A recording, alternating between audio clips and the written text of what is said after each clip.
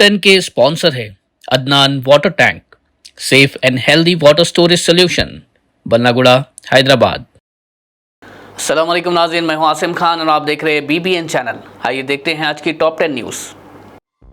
Israel ने Gaza में rocket firing facility को निशाना बनाते हुए एक बड़े ऑपरेशन का आगाज़ किया।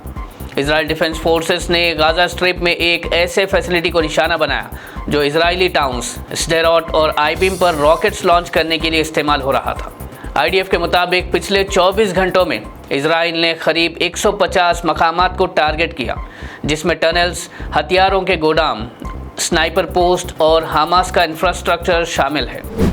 गाज़ा में इजरायली एयर स्ट्राइक्स और फायरिंग के नतीजे में 90 से ज़्यादा फ़लस्तीनी हलाक हो गए, जिसमें 40 से ज़्यादा अफराद तो उस वक्त शहीद हुए जब वो ज़रूरी इंसानी मदद हासिल करने की कोशिश कर रहे थे। गाज़ा में इंसानी बहरान काफ़ी शिद्दत इख्तियार कर चुका है और लोगों को खुराक, पानी और दवाओं की सख्त कमी का सामना है। गाज़ा के ऑफिशियल्स ने इस हमले को कत्ले आम करार दिया। गाज़ा की हेल्थ मिनिस्ट्री के मुताबिक हलाक होने वाले फ़लस्तीनियों की तादाद 57,000 से तजावुज़ कर चुकी है। इजरायली वज़ीर आज़म बेंजामिन नेतन्याहू ने एक दफ़ा फिर ये वाज़े कर दिया कि गाज़ा में जंग के बाद किसी भी सूरत में हमास का कोई मुस्तक़बिल नहीं होगा। उनका कहना था कि हमास को या तो शिकस्त दी जाएगी या मुसल्ला तरीक़े से बेअसर कर दिया जाएगा या फिर मुल्क से निकाला जाएगा।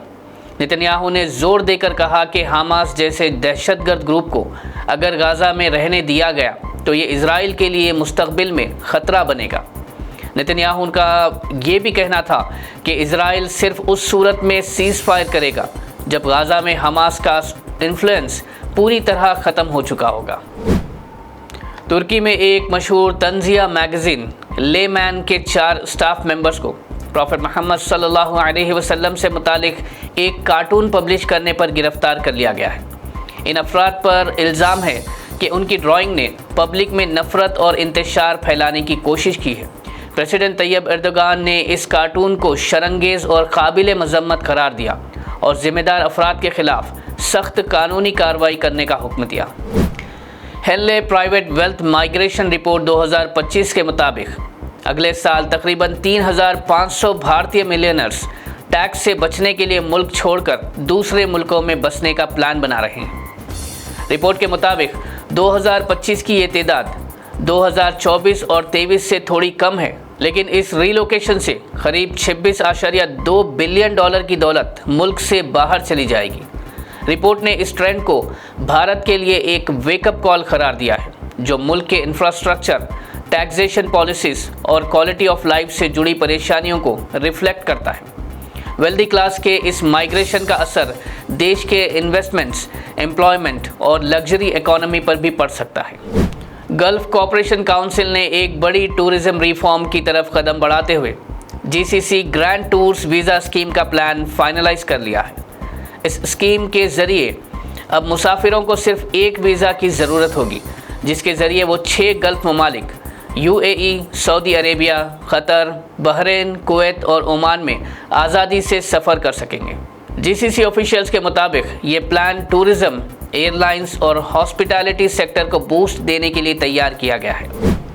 मुंबई के विक्रोली एरिया की 5 मसाजिद ने बॉम्बे हाई कोर्ट में पिटीशन दाखिल करते हुए दावा किया कि पुलिस ने उनके लाउड स्पीकर्स बिना किसी प्रॉपर नोटिस या डेसिबल टेस्टिंग के हटा दिए।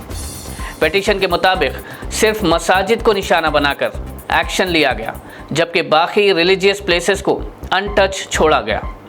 मसाजिद के वकीलों का कहना है कि नॉइज़ पोल्यूशन रूल्स के तहत किसी भी एक्शन से पहले डेसिबल चेक और रिटन नोटिस ज़रूरी होती है, लेकिन यहाँ ऐसा नहीं हुआ। हाई कोर्ट ने मुंबई पुलिस और महाराष्ट्र पोल्यूशन कंट्रोल बोर्ड को 9 जुलाई तक जवाब देने का हुक्म दिया है।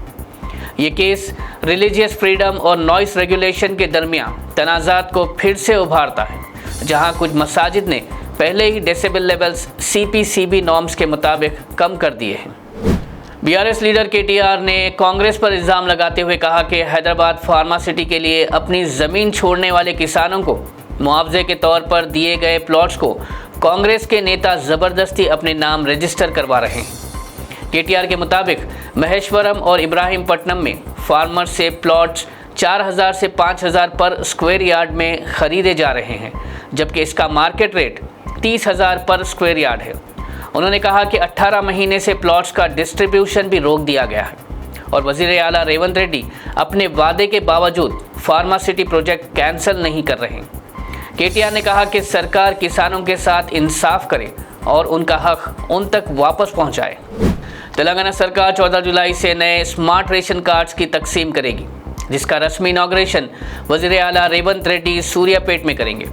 सिविल सप्लाईज मिनिस्टर एन उत्तम कुमार रेड्डी ने बताया कि इस इनिशिएटिव के जरिए 4,43,000 नए रेशन कार्ड्स और 17,55,000 नए बेनिफिशरीज को कवरेज मिलेगा।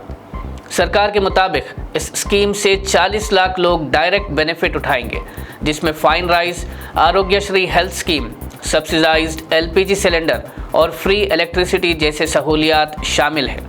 उत्तम कुमार रेड्डी ने सभी कलेक्टर्स को 13 जुलाई तक बेनिफिशियरी वेरिफिकेशन मुकम्मल करने का हुक्म दिया है।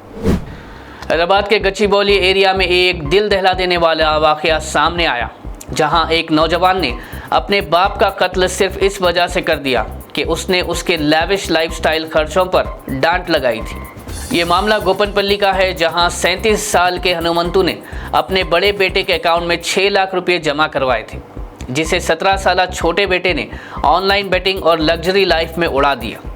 जब बाप ने इस पर गुस्सा दिखाया तो बेटे ने गुस्सा होकर अपने बाप के कत्ल की प्लानिंग कर ली। पुलिस के मुताबिक बेटे ने पैसे देने के बहाने से अपने बाप को तन्हा जगह बुलाया और गर्दन पर वार करते हुए कत्ल कर दिया। पुलिस ने बेटे को गिरफ्तार करके तहकीकात शुरू कर दी है। ये वाक़या ऑनलाइन गैम्बलिंग के खतरनाक असरात और पेरेंटल मॉनिटरिंग की कमी की एक खौफनाक मिसाल है। नाज़रीन, ये थी आज की टॉप 10 न्यूज़। देखते रहिए BBN चैनल। मुझे दीजिए इजाज़त। अल्लाह हाफिज़।